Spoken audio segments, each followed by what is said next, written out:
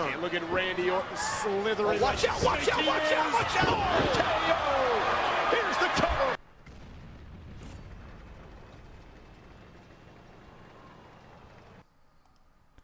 Hey, what's up guys? And we're back here today with a vid, and this time we're going to be looking at the new premium tank, the new Czech Tier 8, the Skoda T27, aka the General. I'm just going to call it the Skoda for easy purposes, I guess. But first game's going to be on Prokhorovka, +2, or -2 actually. We're bottom tier. We're going to be in bottom tier for both of these games. Second game's definitely worth the watch for the ending, but we'll get there when we get there.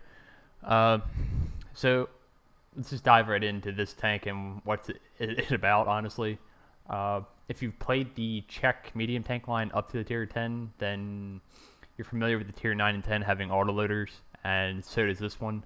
And honestly, I think this one would make more sense as the tier 8 tech tree tank, but nothing we're going to do about that now.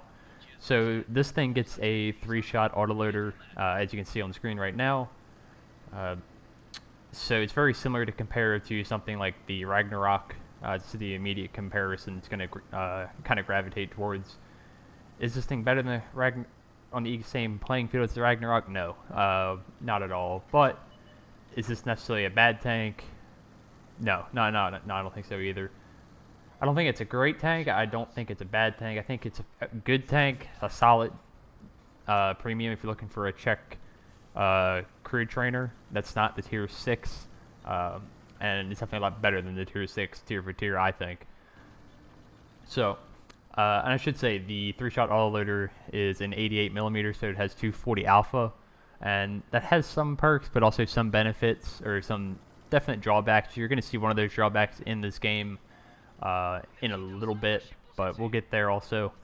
So what do the stats look like on this gun? So the DPM isn't great right off the bat.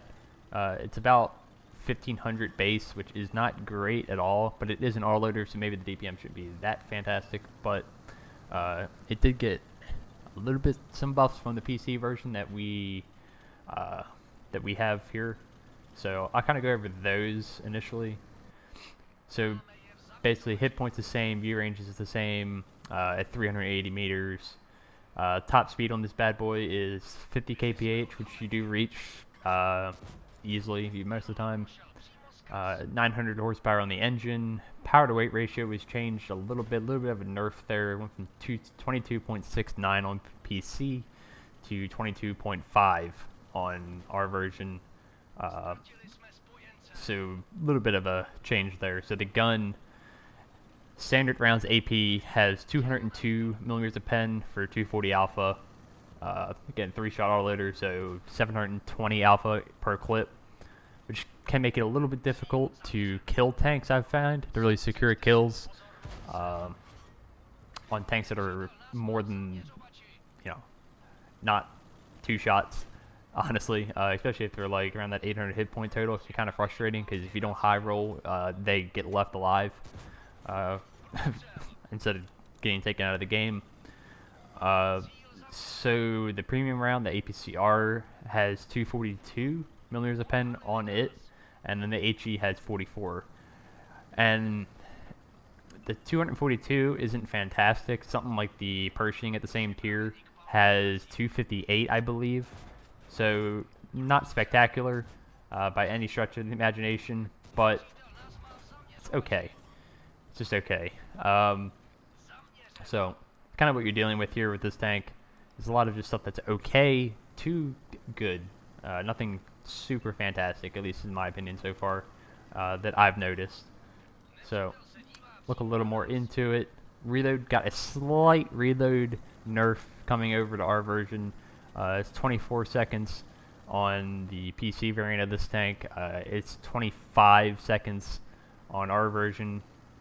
Don't really understand the extra second, but hey, it is what it is. Inner clip is also increased by, this is kind of comical, 0.01, so from 1.79 to 1.8. At least that's what I'm looking at.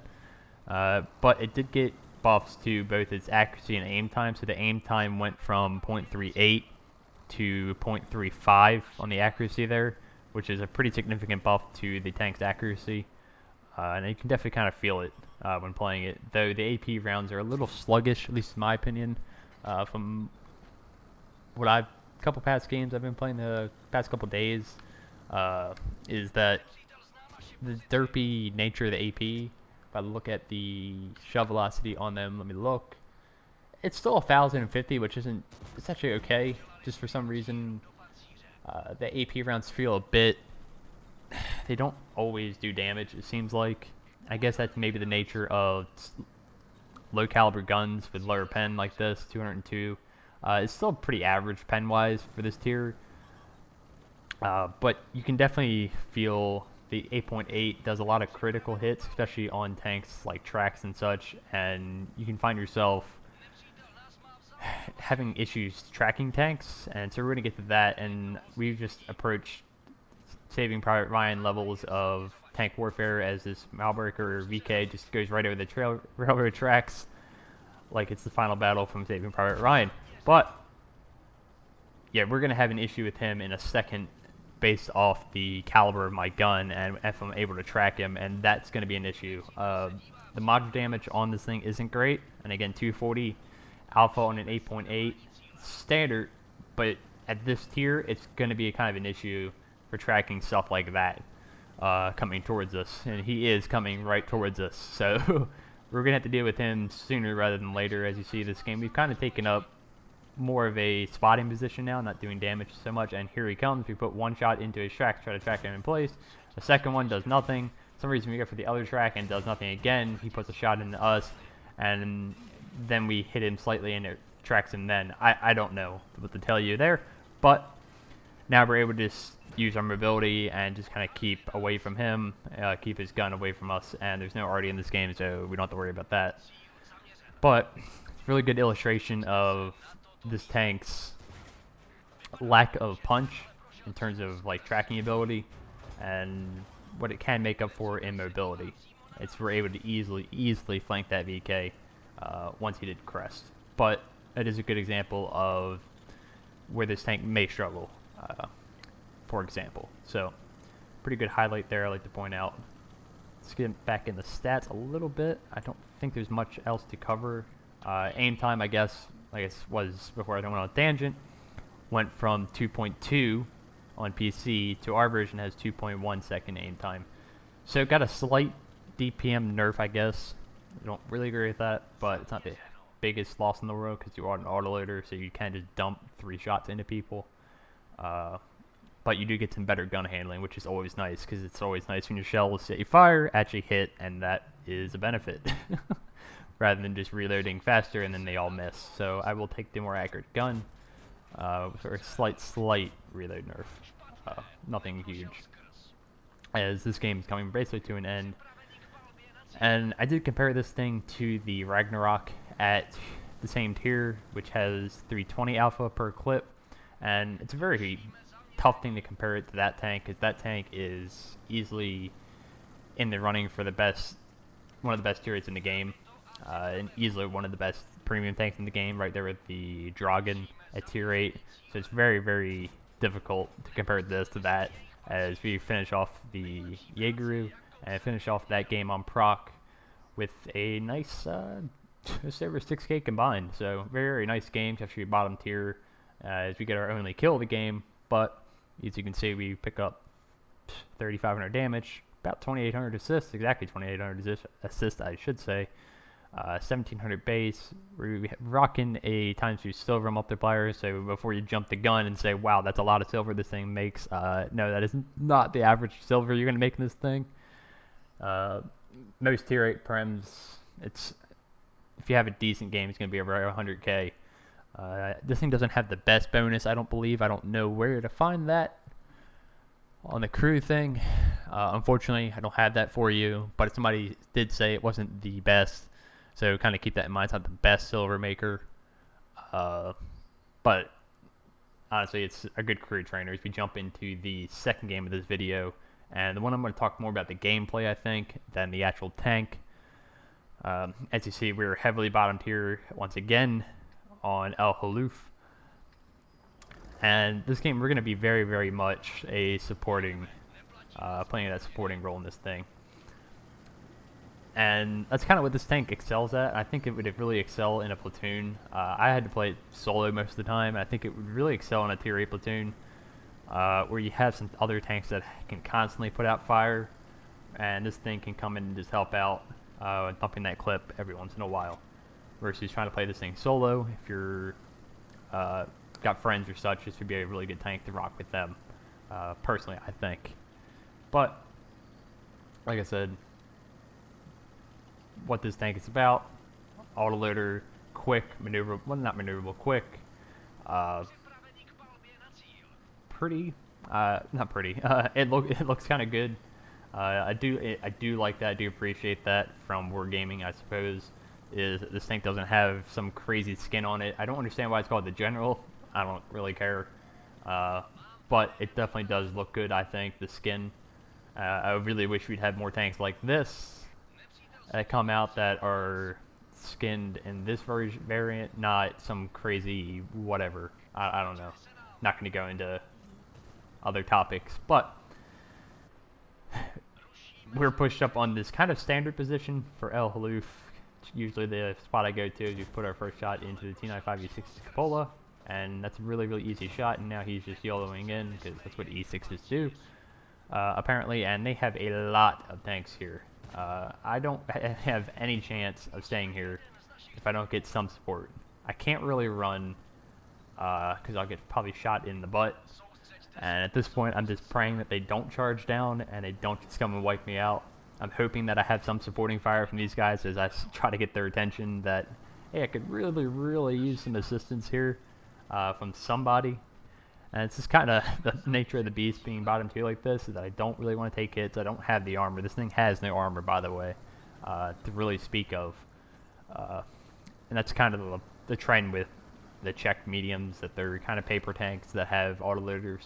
As we finally do get some help from this chieftain, and now we can jump into that supporting role and try to put some pot shots into these guys as they poke out. And first shot there, we put one into the M60. His turret is pretty weak, not like the 48 pattern, so we're able to put a shot into him and just try to help this guy stay alive and try to do our best to support him as much as we can.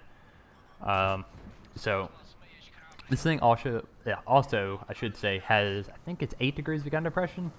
Somebody wants to correct me on that, they can. But I'm pretty positive. Let me check, actually.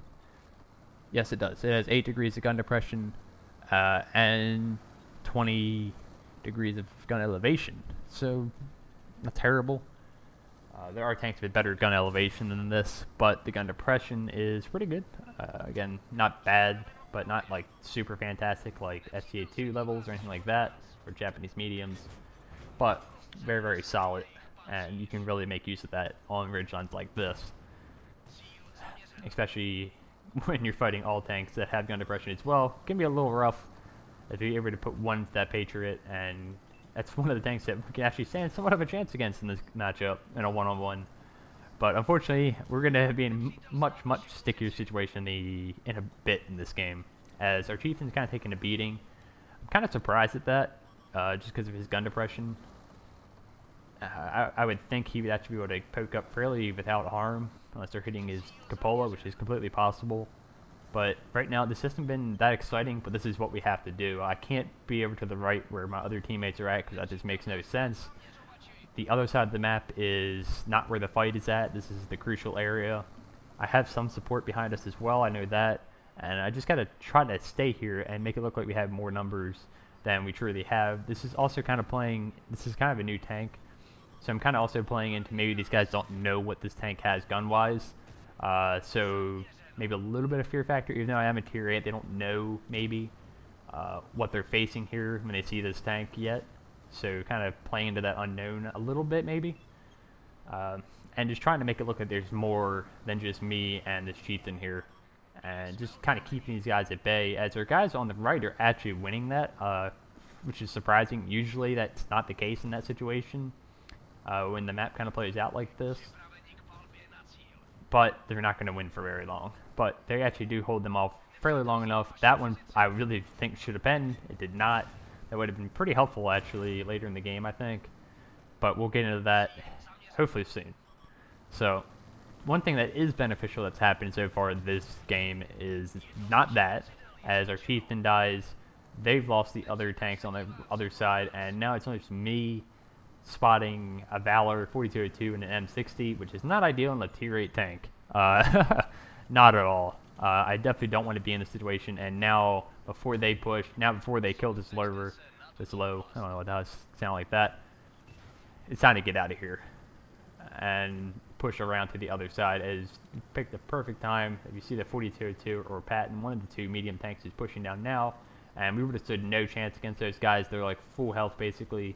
4202 is clippable for us. That's something to keep in mind. I will keep that in the back of my mind this game, that he's on 700 or 690 health, something like that. And same with his Holland Hound as we drive right up a hill. Try and look for shots on him, but I can't focus on him too much. I just got to get out of the line of sight here from the guys that are going towards our base. If I sit there in the open and try to take shots at the Holland Hound, I'm probably going to lose hit points to them, and probably maybe even lose my engine and probably die if I just sit there looking for pot shots on this guy. And I want to get this guy out because of vision purposes and mobility. He can get around the map so easily and be a real pain to try to do with, and I know I can clip him out. So he's a priority target for me at this time, that I know I can take him out if I can. And then I do pick up the spot on the Valor. Unfortunately, he's also clippable for us, but he goes out of render range, which sucks because I'd love to shoot him and kill him if I can. And we do pick up the spot on the Holland Hound. He spots us. Somebody's looking at us. And now we have the rear shot on the Valor. And first one goes in. Second one only untracks him, unfortunately, which sucks. Would have been nice to kill him there. I should have killed him. And now we've loaded the APCR just to kind of balance what this is going like. We only have the two mediums left, and then myself as well in a medium, but a bottom tier one. And at this point, I'm kind of looking for the Holland Hound, just trying to see where he went, but he went all the way around. Like I said, his mobility is so good. And at this point, I'm just trying to take in information. As we do pick up the spot on the Holland Hound, it gives him a nice RBRT, and then our second shot finishes him off. Look for the third. Unfortunately, we don't have a shot on any of these guys. The Valor would be the nice one to take out because he's an easy one shot. I would love to help that Leopard 1, and right now I probably could if I had more ammo, but right now I only have one shot ammo, so me going in there with one shot is pretty much pointless. I'm probably just going to lose hit points that I don't need to lose. And now this game's going very much against us. Our 30B does take out the Valor, but now our Leopard 1 is getting charged by the M60 and the 4202, and there's no point in me helping him at this point. I can't help him. It sucks. I wish I could have clipped out the 4202, but now it is just myself in a tier 8 medium tank versus a 2/3 health VK 72, a 4202, and an M60. So 1 tier 8 versus 3 tier 10s. This game should definitely be a loss, or so you think. I'm going to keep trying. I know the 4202 is definitely the guy I want to encounter first. If that happens, and he looked like he was going this way, so hence me aiming this direction, that would be great. But picks up the spot on him down here, and that's great for us because he's the guy I wanted to see. Tried to get the second shot, does not go in, so now we can't clip him. So now we got to use our tank as a battering ram, otherwise we're gonna die. And we ram him, kill him, and move on with our merry way, and pick up the kamikaze ribbon there, which is nice. Always good to pick up one of those. But now we have to make a beeline out of here. I have to figure out a way that I can dump two clips, I should say, into this M60. He's gonna be the next one we probably encounter.